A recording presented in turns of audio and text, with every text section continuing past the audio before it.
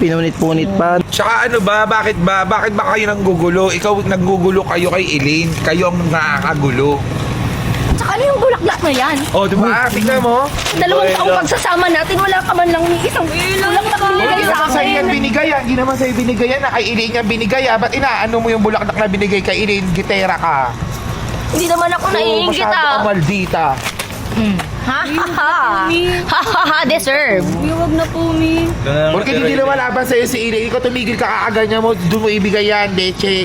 Nagiiniyak pa, nagpapaawa, Mi, no? Ganon. Papaawa. Ganon. Alam mo, Ella, hindi namin makayanan na bakit sa harap ng pamilya ko or pamilya ni Elaine na ginaganyan mo si Elaine. Diba? Ba't gaganyanin mo si Elaine? Grabe ka. Hindi ka na naano, puro na lang away, galit yung nasa puso mo sa harap namin nila ate. Grabe ka, bakit ganyan siya, mami? Ewan ko dyan. Taga saan ba yung Ella? Hindi ko pinagkakausap. Taga malayo yan.